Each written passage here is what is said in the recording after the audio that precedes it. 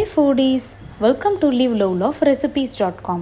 இன்றைக்கி நம்ம சேனலில் நம்ம பார்க்க போகிற ரெசிபி என்னன்னு பார்த்திங்கன்னா எல்லாருக்குமே ரொம்ப ஃபேவரட்டான ஒரு mushroom chaat, street style mushroom chaat. இது வந்து பார்த்திங்கன்னா வெறும் கேபேஜை வச்சு மட்டுமே செய்யலாம், இல்லை கேபேஜும் மஷ்ரூமையும் கலந்தும் செய்யலாம். இன்றைக்கி நான் வந்து பார்த்திங்கன்னா கேபேஜ் அண்ட் மஷ்ரூம் கலந்து தான் செஞ்சுருக்கேன். நீங்கள் வெறும் கேபேஜில் செஞ்சாலுமே இதோட டேஸ்ட் வந்து சூப்பராக இருக்கும். ஒரு பர்ஃபெக்டான டீ டைம் அக்கம்பனிமெண்ட் இது. ரொம்ப சூப்பராக இருக்கும், ரொம்ப ஈஸியாகவும் செஞ்சிடலாம். வாங்க இது எப்படி செய்யலான்றதை பார்க்கலாம். ஃபர்ஸ்ட் இதுக்கு வந்து முட்டைக்கோஸை நல்லா பொடியாக நறுக்கிக்கோங்க. நான் இன்றைக்கி வந்து ஒரு சின்ன சைஸ் முட்டைக்கோஸில் பாதி முட்டைக்கோஸ் அளவுக்கு எடுத்திருக்கேன். ஒரு 7-8 மஷ்ரூமை நல்லா பொடியாக ஸ்லைஸ் பண்ணி அதையும் வந்து ஆட் பண்ணிக்கலாம். இப்போது இதுக்கு தேவையான அளவுக்கு சால்ட் ஆட் பண்ணிக்கலாம். மஷ்ரூம் ஆட் பண்ணுறது வந்து ஆப்ஷனல் தான், உங்களுக்கு வேணுன்னா ஆட் பண்ணிக்கலாம், இல்லைனா ஸ்கிப் பண்ணிடலாம். வெறும் கேபேஜை வச்சு மட்டுமே இந்த சாட்டை செய்யலாம் நம்ம. இப்போ வந்து பார்த்திங்கன்னா ஒரு 7 டேபிள் ஸ்பூன்ஸ் ஆஃப் மைதா மாவு ஆட் பண்ணுறேன். கூடவே கார்ன்ஃப்ளவர் மாவு, என்கிட்ட எல்லோ கலர் கார்ன்ஃப்ளவர் தான் இருக்குது. நீங்கள் ஒயிட் கலர் கார்ன்ஃப்ளவர் வச்சுருந்திங்கனாலும் அதை ஆட் பண்ணிக்கலாம். ஒரு 4 to 5 டேபிள் ஸ்பூன்ஸ் அளவுக்கு கார்ன்ஃப்ளவர் ஆட் பண்ணிக்கோங்க. இப்போ காரத்துக்கு பார்த்திங்கன்னா நான் 2 teaspoons of Kashmiri red chilli powder தான் ஆட் பண்ணியிருக்கேன். உங்களுக்கு இன்னும் கொஞ்சம் ஸ்பைஸியாகவே வேணும்னா 1 டீஸ்பூன் அளவுக்கு காஷ்மீரி ரெட் சில்லி பவுடரும் 1 டீஸ்பூன் அளவுக்கு சாதாரண காரமாக இருக்கக்கூடிய மிளகாத்தூளும் நீங்கள் ஆட் பண்ணிக்கலாம். இப்போ இது கூடவே ஒரு 1 டீஸ்பூன் அளவுக்கு garam masala powder and 1/2 teaspoon அளவுக்கு கியூமின் பவுடர், அதாவது சீரகத்தூள், இது எல்லாத்தையுமே ஆட் பண்ணிவிட்டு ஒரு தடவை எல்லாத்தையும் நல்லா மிக்ஸ் பண்ணி விட்டுருங்க. அதுக்கப்புறமா கொஞ்சமாக தண்ணி தெளித்து தான் இதை நம்ம பிசையணும்.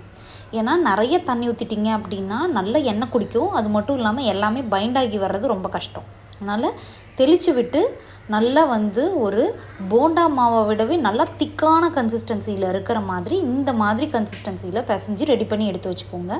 இப்போ நம்மளோட பக்கோடா மிக்ஸ் வந்து ரெடி ஆகிடுச்சு. இப்போ எண்ணெயை காய வச்சு நம்ம இதை பொரிச்சு எடுத்துடலாம். இதுக்கு வந்து ஒரு நல்லா டீப்பான கடாய் எடுத்துக்கோங்க. இதை பொரிக்கிறதுக்கு தேவையான அளவுக்கு எண்ணெயை சூடு பண்ணிவிட்டு பேட்ச் பை பேட்சாக போட்டு பொரிச்சு எடுங்க. ஒன்றோட ஒன்று ஒட்டுற மாதிரி இருக்க வேண்டாம். பேட்ச் பை பேட்சாக பொறுமையாக போட்டு பொரிச்சு எடுத்துக்கோங்க. நல்லா 2 சைடும் நல்லா முருகலாக வர்ற அளவுக்கு பார்த்து பொரிச்சு எடுத்துக்கோங்க.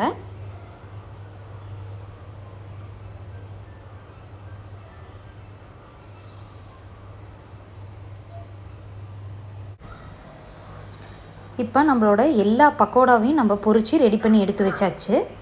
இப்போது இதை தட்டில் வச்சு நம்ம ஆற வச்சுட்டு நம்ம வந்து கையாலேயே நல்லா வந்து உதுத்து விட்டுக்க போகிறோம். ஒரு பக்கோடாவை ஒரு 3-4 உதுத்து விட்டுக்கிட்டிங்கன்னா நம்மளுக்கு கரெக்டாக இருக்கும். இப்போ பாருங்கள், நம்ம ஏற்கனவே ரெடி பண்ணி வச்சுருந்த பக்கோடாவை இந்த மாதிரி ஒரு பக்கோடாவை 3-4 பிரித்து போட்டுக்கிறேன்.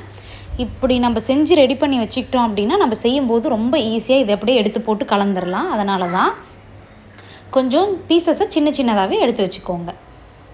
இப்போ ஒரு சாஸ்பேனில் 4 டேபிள் ஸ்பூன்ஸ் அளவுக்கு எண்ணெயை காய வச்சுட்டு அதில் நம்ம பொடியாக நறுக்கி வச்சுருக்கிற வெங்காயமும் கருவேப்பிலையும் ஆட் பண்ணி நல்லா சாட்டே பண்ணிக்க போகிறோம். கூடவே இதுக்கு இஞ்சி பூண்டு விழுது ஒரு 1 டீஸ்பூன் அளவுக்கு ஆட் பண்ணிவிட்டு அதோட ராஸ்மெல் போகிற வரைக்கும் இதை நல்லா சாட்டே பண்ணிக்கோங்க. இதோட ராஸ்மெல்லாம் போனதுக்கு அப்புறமா 1/4 டீஸ்பூன் அளவுக்கு மஞ்சள் தூள் ஆட் பண்ணிக்கலாம். இப்போ காரமாக இருக்கிற மிளகாத்தூள் வந்து நான் ஒரு 2 டீஸ்பூன்ஸ் அளவுக்கு ஆட் பண்ணியிருக்கேன். கூடவே ஒரு 1 டீஸ்பூன் அளவுக்கு கரம் மசாலா பவுடர் அண்ட் தேவையான அளவுக்கு சால்ட், இது எல்லாத்தையுமே ஆட் பண்ணி நல்லா சாட்டே பண்ணிக்கலாம்.